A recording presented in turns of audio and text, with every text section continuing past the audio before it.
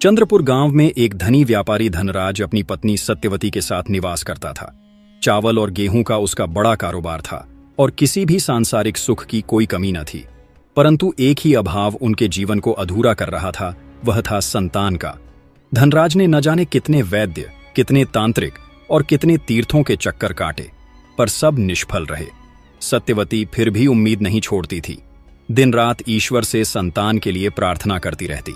धनराज एक दिन थक कर बोला, सत्यवती, लगता है हमें अगले जन्म में ही संतान सुख मिलेगा।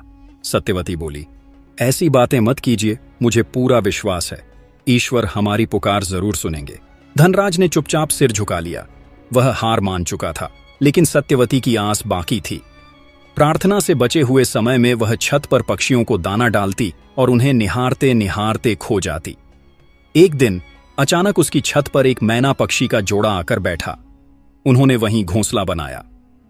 सत्यवती को जैसे एक नई खुशी मिल गई हो। हर दिन वह उन मैना पक्षियों को दाना देती और घंटों उन्हें देखती रहती।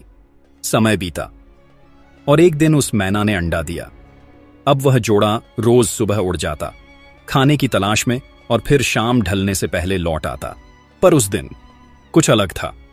सत्यवती ने देखा, सूरज ढल चुका है, अंधेरा घिरने लगा है, पर मैना पक्षी का जोड़ा अब तक नहीं लौटा।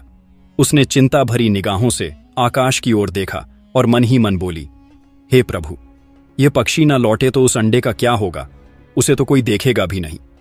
सत्यवती ने कई दिनों तक इंतजार किया, पर वो मैना का जोड़ा फिर कभी लौटकर नहीं आया। सत्यवती अब खुद ही उस घोंसले में रखे अंडे की देखभाल करने लगी। वह दिन भर उसे निहारती, जैसे वह अंडा नहीं, उसकी अपनी संतान हो। अंडे में मानो उसकी सारी उम्मीदें बस गई थीं। वो अंडा अब रोज रोज बड़ा होता जा रहा था। हर रात को वह थोड़ा और फैल जाता और उसकी चमक भी बढ़ने लगी थी। सत्यवती को धीरे धीरे इस पर आश्चर्य भी होने लगा और डर भी। एक दिन उसने देखा, अंडा अब तो तरबूज जितना बड़ा हो चुका है। घबराकर वह दौड़ी दौड़ी धनराज को बुला लाई। दोनों पति पत्नी अचंभे में अंडे को घूर रहे थे। धनराज बोला, ये तो किसी पक्षी का अंडा नहीं लग रहा सत्यवती, इतना बड़ा। सत्यवती ने भी सहमते हुए कहा, हां जी, मैं भी यही सोच रही हूं, पर यह हो क्या रहा है?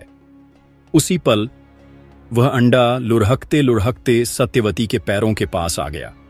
सत्यवती ने डरते डरते हाथ बढ़ाया और जैसे ही उसने अंडे को छुआ, अंडा फूट गया। अंदर से एक नन्ही सी, सुंदर सी, दिव्य आभा से चमकती छोटी राजकुमारी निकली। दोनों स्तब्ध रह गए, पर उस स्तब्धता में एक अनोखी खुशी छिपी थी। सत्यवती ने कांपते हाथों से राजकुमारी को गोद में उठा लिया। यह कैसे हो सकता है? धनराज बोला।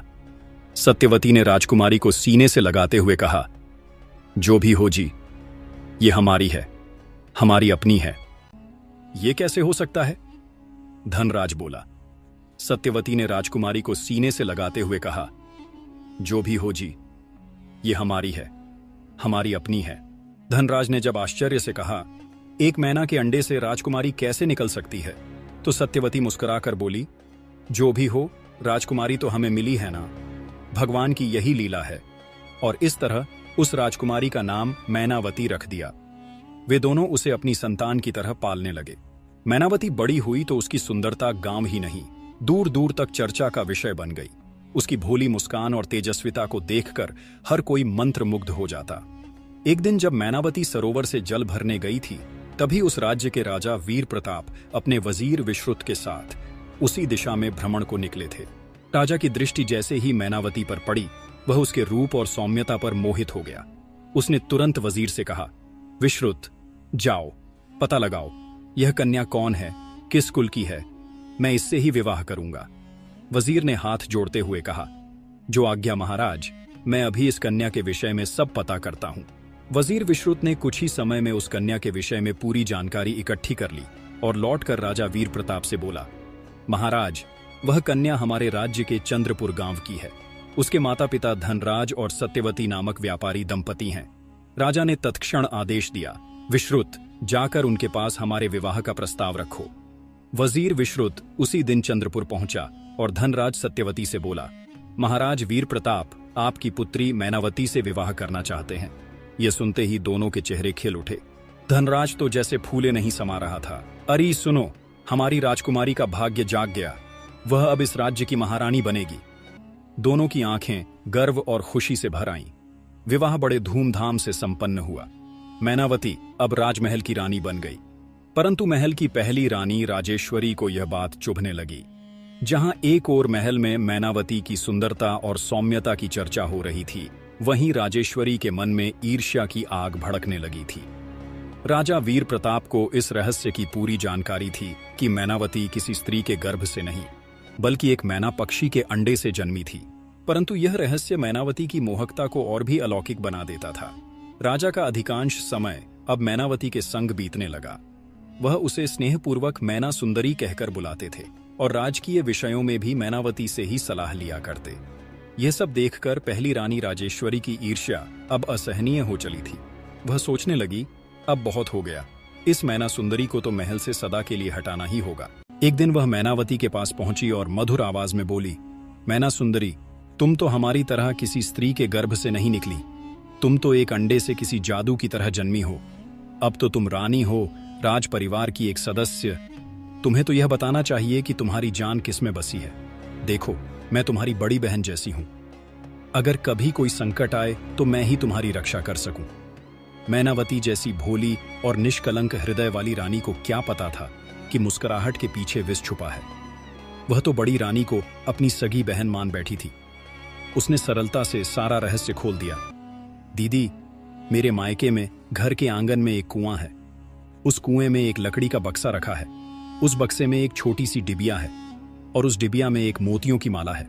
उसी माला में मेरे प्राण बसे हैं। यह सब सुनते ही राजेश्वरी के होठों पर एक कपटी मुस्कान आ गई, पर चेहरे पर चिंता का अभिनय करते हुए बोली, मैना सुंदरी, तुम्हारी जान तो बहुत ही गुप्त और सुरक्षित जगह पर है, लेकिन ध्यान रखना, रानियों के अनेक दुश्मन होते हैं और राजमहल में जान का खतरा सदा बना रहता है। यह कहकर वह धीमे कदमों से वहां से चली गई। मैनावती अब तक राजेश्वरी की कही बातों में खोई हुई थी। मन में हलचल थी, शंका भी थी, पर विश्वास ने सब कुछ ढंक रखा था। तभी पीछे से राजा वीर प्रताप आए और मुस्कुराते हुए बोले, मैना सुंदरी, किस सोच में डूबी हो, हमें भी तो बताओ। मैनावती ने हल्की आवाज में कहा, महाराज, अगर मुझे कुछ हो जाए तो मेरे शरीर को जलाना मत। राजा चौंक गए। ये कैसी अशुभ बातें कर रही हो मैना सुंदरी? मैनावती ने शांत स्वर में कहा, महाराज, मृत्यु तो एक दिन सबको आनी है। मैं बस आपसे एक वचन चाहती हूं। अगर कभी ऐसा समय आए तो मेरे लिए एक अलग महल बनवाइएगा। उसके आंगन में मेरे शरीर को रखिएगा और चारों ओर ऊंची ऊंची दीवारें बनवाइएगा, ताकि कोई भीतर प्रवेश न कर सके। महल के भीतर एक सुंदर बगीचा और जीवन की जरूरत का सारा सामान भी रखवाइएगा। राजा ने उसे बीच में ही रोकते हुए कहा, बस अब शांत हो जाओ मैना सुंदरी। जब तक मैं जीवित हूं, कोई तुम्हें छू भी नहीं सकता। मैं सदा तुम्हारे साथ हूं। यह कहकर उन्होंने मैनावती को अपने आलिंगन में भर लिया। राजा वीर प्रताप ने देखा कि मैनावती के माथे पर तेज बुखार है। चिंता में डूबे राजा ने तुरंत राजवैद्य सुश्रुत को बुलाया। वैद्य ने नाड़ी देखी, कुछ औषधियां दी और मुस्कुराकर कहा, महाराज, यह बुखार कोई चिंता की बात नहीं, बल्कि खुशखबरी है। रानी मैनावती मां बनने वाली है। यह सुनते ही राजा की आंखों में चमक आ गई। वह भावुक और प्रसन्नता में उन्होंने वैद्य को सोने के सिक्कों से भरपूर इनाम दिया। पूरे राज्य में आनंद की लहर दौड़ गई। शंख बजे, दीप जलाए गए और महल में उत्सव का वातावरण बन गया। मैनावती के गर्भवती होने की खबर से हर ओर बधाइयां मिलने लगी। यह राजा वीर प्रताप की पहली संतान थी, क्योंकि राजेश्वरी से उन्हें कोई संतान नहीं हुई थी। अब राजा का सारा स्नेह, समय और ध्यान मैनावती की ओर हो गया। यही बात राजेश्वरी को अंदर तक चुभने लगी। वह अपने मन में बुदबुदाने लगी कि जब से आई है उसी प्यार करना, ध्यान रखना, सब कुछ उसी को करते हैं। मेरे तरफ तो जैसे ध्यान ही नहीं रहता। अगर ऐसे ही रहा तो मेरा क्या होगा? इस अपने रास्ते से हटाना होगा। और इसी सोच के साथ उसने एक भयानक षड्यंत्र रचनी शुरू कर दी। राजेश्वरी ने अपने कक्ष में दासी को बुलाया और धीमे स्वर में कहा, सुनो, तुम तुरंत एक विश्वसनीय गोताखोर को बुलाओ। दासी झुककर बोली, जो आज्ञा महारानी। और कुछ ही समय में एक गठीला सा व्यक्ति रानी के समक्ष लाकर खड़ा कर दिया। राजेश्वरी ने उसकी ओर तीखी नजर डालते हुए कहा, सुन गोताखोर, जैसा मैं कहूं वैसा ही करना। किसी भूल की गुंजाइश नहीं है। तुम्हें तुरंत चंद्रपुर जाना है। मैनावती के मायके। जब उसके माता पिता घर में न हो तो चुपचाप भीतर जाना। आंगन में एक कुआं है, उस कुएं में एक लकड़ी का बक्सा रखा है। बक्से में एक छोटी सी डिबिया और उस डिबिया में है उसका जीवन। वो डिबिया लेकर सीधे मेरे पास लौट आना। बदले में तुझे इतने सोने के सिक्के मिलेंगे कि तेरी 7 पीढ़ियां बैठकर खाएंगी। लेकिन सुन, अगर किसी को इस बात की भनक भी लगी तो तुझे बाहर झोंकवा दूंगी। गोताखोर डर और लालच के बीच कांपता हुआ बोला, महारानी जी, मुझे आप पर पूरा विश्वास है। मैं आज ही वह डिबिया लेकर हाजिर हो जाऊंगा। और उसी रात वह चंद्रपुर पहुंचा। धनराज और सत्यवती किसी आयोजन में बाहर गए थे। यही मौका था। वह दबे पांव घर में घुसा। जैसे ही उस गोताखोर ने डिबिया कुएं से निकालकर बाहर लाया, वैसे ही राजमहल में बैठे मैनावती के मन और शरीर में एक अजीब सी बेचैनी शुरू हो गई। उसकी तबीयत अचानक बिगड़ने लगी और वह सिर पकड़कर बैठ गई।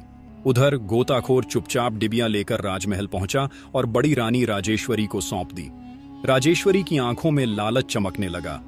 उसने वादा अनुसार गोताखोर को सोने के सिक्कों से नवाजा और डिबिया को ध्यान से खोला। उसी क्षण मैनावती की सांसें हांफने लगी। उसका चेहरा पीला पड़ने लगा और शरीर थरथराने लगा। राजेश्वरी ने उस डिबिया में से मोतियों की माला निकाली और बिना देर किए उसे अपने गले में पहन लिया। माला गले में पड़ते ही मैनावती की धड़कन थम गई। उसकी आंखें पलट गईं और वह जमीन पर मूर्छित होकर गिर पड़ी। यह दृश्य देखकर राजा वीर प्रताप घबरा उठे।